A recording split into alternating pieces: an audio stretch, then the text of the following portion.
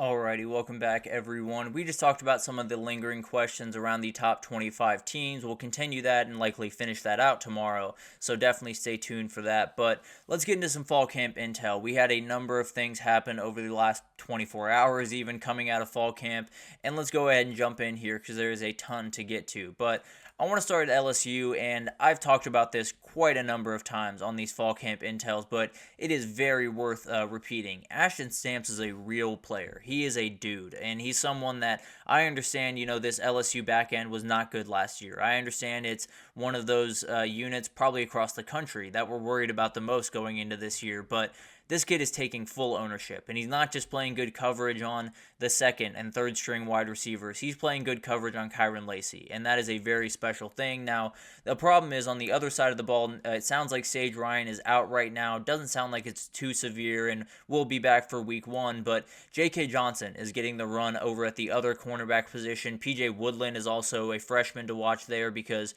he's been making some really, really good plays in practice, but overall, I think this unit's coming along a little bit better than I expected. I think they have more guys there than they thought they did, honestly, and I think it's not going to be a great unit by any means, but it's definitely going to be one that is going to be much improved from a year ago if I had to imagine. And then you got Kyle Parker. He is a wide receiver that has been making a ton of plays early on in his career, a freshman over there at LSU. And it's funny, this LSU wide receiver group, I like it a ton. I don't think they have a wide receiver 2. I think they have a wide receiver 1 in Kyron Lacey pretty obviously, but whether it's Adam Anderson or CJ Daniels or maybe Kyle Parker, it feels like they're kind of trying to fill that void. I think Adam Anderson is likely the guy to do it, but overall it feels like they have wide receiver 1s and then a ton of wide receiver 3s. It's not necessarily that that's a problem, but it's definitely going to be an interesting way for them to go about this offense this upcoming year. Moving on to Michigan, all of the answers, or all of the questions, that you had going into the fall camp for Michigan feel like they've been at least mostly answered. You obviously won't have all the answers until they hit the field, but Alex Orji has taken over that job. He is going to be the starting quarterback. I don't think he's been officially named, but I'd be shocked if it was anyone else, at least for that first week matchup. So he's definitely someone that has done everything you wanted them to do, and that's a huge, huge thing because all you really needed them to do was be consistent passing the ball. So if he's doing that, then you got to feel pretty confident as you head into this season. It does sound like the back end of that defense is coming along. Makari Page is a guy that I think is going to make a number of different plays, but do have some turnover back there, especially with Rod Moore going down with an injury. They got some things to figure out, but it sounds like they're at least in okay shape as they head into this season, and we'll figure out exactly how they look against that in that Texas game in week 2. And then Jalen Hoffman is someone else that from the tight end position is making a number of plays for this team, and when you have all the tight ends that they have, it might be a little bit tough to get this guy in the game plan, but at the end of the day, maybe you line him up as a fullback and then leak him out for a pass or something like that. So definitely someone to watch. Maybe he doesn't make all the plays in the world, but maybe he makes that third or fourth down conversion that you need late in the season. But moving on to Alabama, again, the quarterback has taken over. Jalen Milroe is very, very comfortable in this offense, and everything seems to be rolling right along, and that is the last thing that a lot of people want to hear because the ceiling of this kid is out of this world. He can do so many incredible things in college this upcoming year, including kind of running away with the Heisman. Now, it's going to take him some time. I still think even if he's found a little bit of a groove in this offense, once you get in front of live reps and you have, 300-pound defensive linemen really running at you, you might have a little bit more to get used to. But at the end of the day, it sounds like he is right on schedule for where he wants to be, and that Wisconsin game in week 3 will definitely be one to watch to see just how far along he really is. LT Overton is another guy to watch here. He is starting to make some progress. He came over from A&M, a very, very talented player that went into college actually a year early, so is a little bit behind technically when you talk about his age comparative to where he's playing. So I think he's going to kind of blow up this year. It's kind of like his pseudo freshman year. So definitely something to watch there. A very, very talented guy, and frankly, I think he's going to be one of the linchpins of this offensive or defensive line.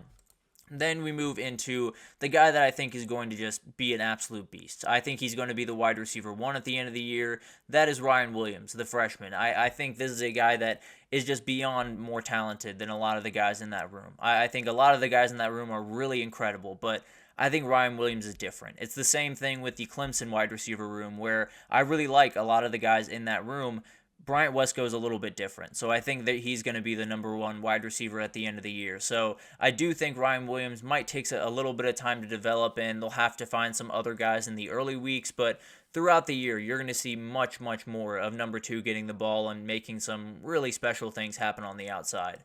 Moving over to Ole Miss, it sounds like Ole Miss has gotten into that part of the fall camp where it's just, let's stay healthy.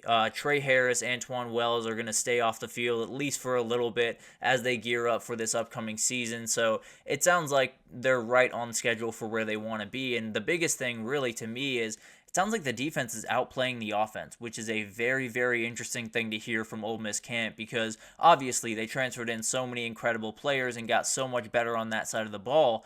I did not think they were going to be this adept this early. And sometimes it's, the offense keeping it pretty vanilla. Sometimes there's some other things at play. But overall, you got to feel pretty confident if you're an Ole Miss fan in that defense. And if that defense comes along, the offense is not going to struggle. I can almost promise you that. And Sunshireen Perkins is one of the guys that they absolutely love on that defense. And it sounds like he's kind of sliding around a little bit, kind of playing that Harold Perkins type role where he's going to rush off the edge quite a bit, but maybe you drop him back into that linebacker position and he covers someone on the outside. This is likely the most athletic player on that entire team and definitely someone that is going to be an absolute beast in the coming years and probably this year, if I'm being honest.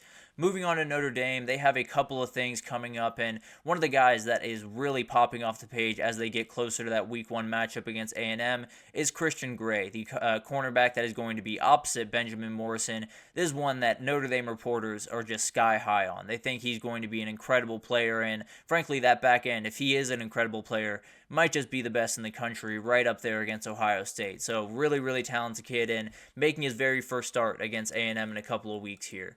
Cam Williams is also another guy to watch. He is a freshman wide receiver that can just go. He is a very, very speedy guy, and frankly, it's the same thing I talk about with Michigan. When you have an offense that is so run-heavy and struggles to get those wide receivers out and open and in space, when you have a guy that you can just get the ball in the hands of and watch him go, makes things a little bit easier. So I do think this is an offense that is coming along pretty nicely. I tend to believe that it's going to have to be a little bit of a defensive battle for that A&M game, and then they can kind of get that offense rolling. It's going to take a week, 2-3 weeks to kind of really get their feet under them, but that defense should likely be able to handle business while they do that.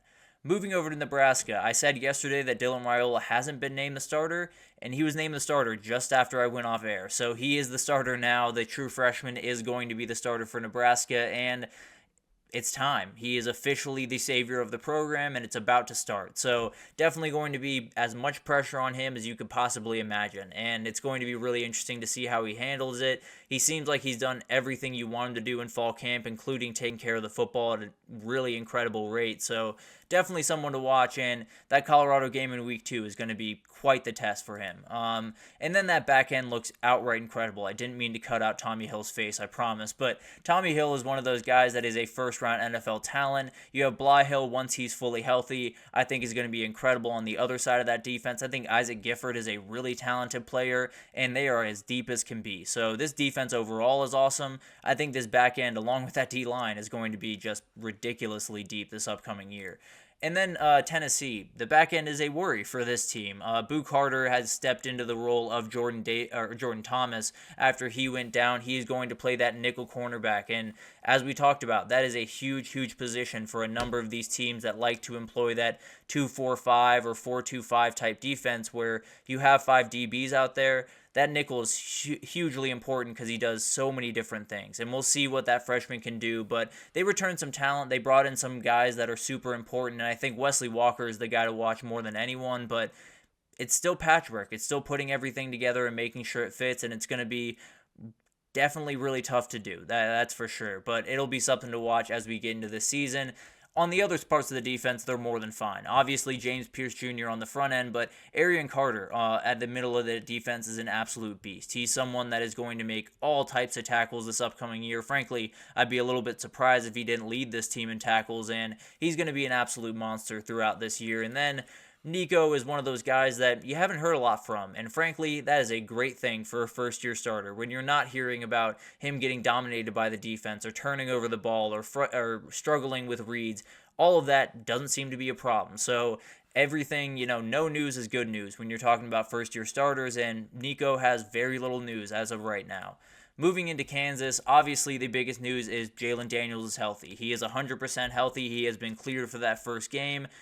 Now you just got to get through 12 more. So it's definitely going to be something to watch. It sounds like the backup quarterback battle is getting a little bit more intense. Cole Ballard and Isaiah Marshall are battling for that and could be very important players. We've seen Jason Bean step in a number of times, but he's off to the UFL. So you got to find someone else to step into that role. I tend to believe Cole Ballard will be the guy because he's been there for a number of years, but definitely something to watch as you get a little bit deeper into this fall camp and deeper into the season, of course. But also, a number of wide receivers have finally gotten healthy. I believe yesterday was the very first time that they had all three starting wide receivers on the field at the same time, and that is a crazy thing, but it sounds like everyone's good to go. Luke Grimm is the guy that I would watch for there, definitely someone that is very talented. And then the two worries that they had for this team were the O-line and kind of the D-line, but they love the D-line. It sounds like that is as deep as they've had in quite some time. And the O-line, it sounds like it's starting to put itself together, although they shifted around quite a bit early on. It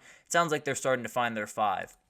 Then we got Rutgers. They had an injury that is really going to hurt them. Mohamed Toure is a very talented edge rusher linebacker that tore his ACL in preseason camp. He is going to be out for the year. There's a guy that tore his ACL back in, I believe, 2022, so he's been out for the year for 2 of the last 3 seasons, and he's a very, very talented player. Was one of those guys that was on the Buckhiss Award watch list, was all Big Ten selection in preseason, and was one of those guys that was just remarkably talented. He also won or was semifinalist for Comeback Player of the Year a year ago. So this kid was going to be an absolute beast for them and a huge loss for a team that really cannot take too many injuries right now.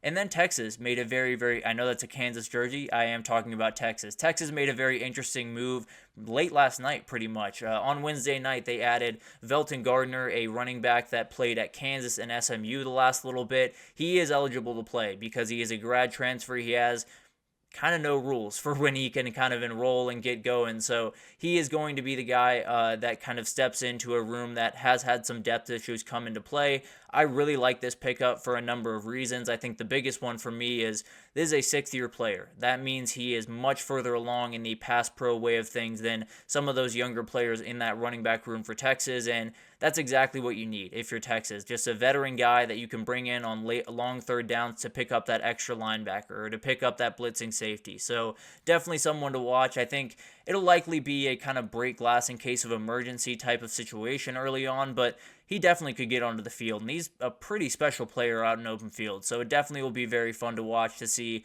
just how much he really gets into that in that conversation. But that'll do it for this edition of the GSMC College Football Podcast, brought to you by the GSMC Sports Network. Your support means a lot to us, so please remember to subscribe to the show, leave a positive review. It does make a huge difference for us. Also, follow us on Facebook, Twitter, TikTok, Instagram, all the social pages for all of the content and updates you could possibly need. We have really incredible people doing awesome work across every single sport you could want. So definitely check that out on the GSMC page, and we have you totally covered. But thank you once again for listening, and I will see you guys tomorrow.